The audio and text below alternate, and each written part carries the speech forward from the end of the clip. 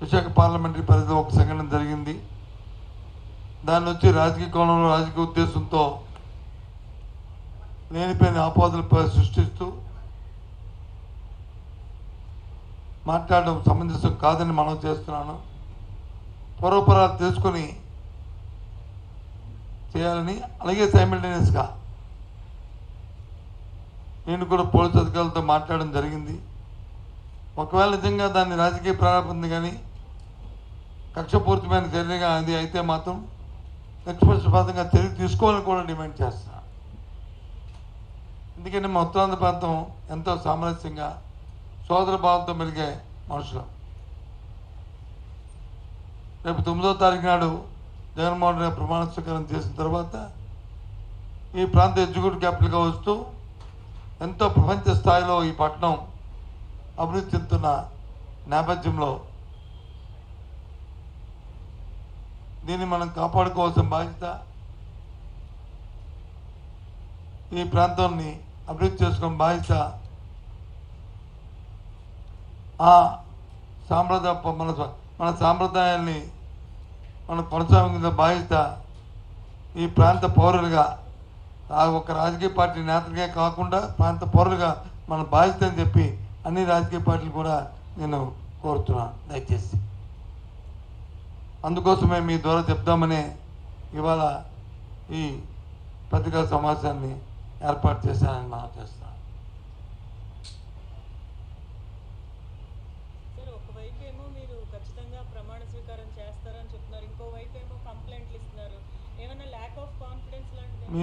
మేమేమి కంప్లైంట్లు వచ్చి ప్రమాణ స్వీకారానికి కంప్లైంట్కి సంబంధం లేదు. కంప్లైంట్ దేనికి నిన్న గవర్నర్ గారిని కలిసామంటే మేము ఎలక్షన్ కమిషన్ ఎవరైతే నియమించిందో ఒక అధికారిని, ఓ రిటైర్డ్ పోలీస్ ఆఫీసర్ని లా అండ్ ఆర్డర్ సంబంధించి పర్యవేక్షించడానికి అధికారి ఏకపక్ష నిర్ణయం తీసుకోవడం వల్ల ఏదైనా కంప్లైంట్ ఏదైనా ఒక ఫిర్యాదు వస్తే దాని మీద క్షుణ్ణంగా పరిశీలన లేకుండా చర్య తీసుకొని ఏ ప్రాంతంలో అయితే జిల్లాధికారులను మార్చారో ఆ ప్రాంతంలోనే సంఘటనలు జరిగిన సంఘటన పట్ల ముందు కానీ వెనక్కి కానీ దాని మీద ఆలోచన చేయలేదని చర్యలు తీసుకోలేదని చెప్పాం. ఒక అధికారిని నియమించే ముందు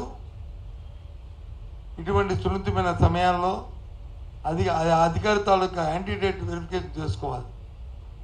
పూర్వపరంలో వారి తాలూకా ఎక్స్పీరియన్సు, వారి ఉద్యోగ బాధ్యతలు నిర్వర్తించినప్పుడు జరిగిన సంఘటనలు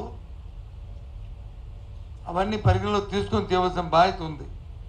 అలా కాకుండా చేయడం వల్ల ఆ తొందరపాటు నిర్ణయాల వల్ల ఈ జరిగాయని చెప్పని గవర్నర్ గారు ఫిర్యాదు చేశాం, సెంట్రల్ కమిషన్ ఫిర్యాదు చేశాం.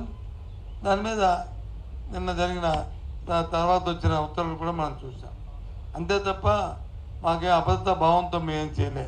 ఎందుకంటే రాబోయే కాలం మళ్ళీ రాష్ట్రాన్ని పరిపాలించిన వైఎస్ఆర్సీ పార్టీ కాబట్టి అటువంటి సంగతి పునరావృతమయ్యి మళ్ళీ కక్షలు కారుణ్యాలతో ఉండకూడదు ఈ రాష్ట్రమని, శాంతియుత వాతావరణంలో ఉండాలని, సోదర భావంతో మెలగాలని నేను నిన్న తీసుకున్న నిర్ణయం. ఆ విషయం నిన్న కూడా చెప్పాను, మళ్ళీ ఇప్పుడు కూడా చెప్తున్నాను. దీనికి ముందు కూడా విశాఖపట్నంలో జరిగిన ఉత్తరాంధ్ర జరిగిన దానికి కూడా అదే విషయాన్ని చెప్పాను.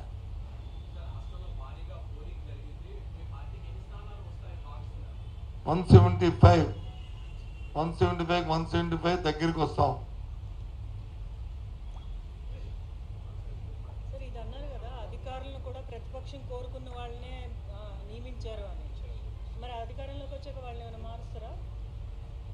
మాట్లాడడం లేదు, అయిపోయింది కదా. ఎక్కడైతే ఎస్పీలు మార్చారో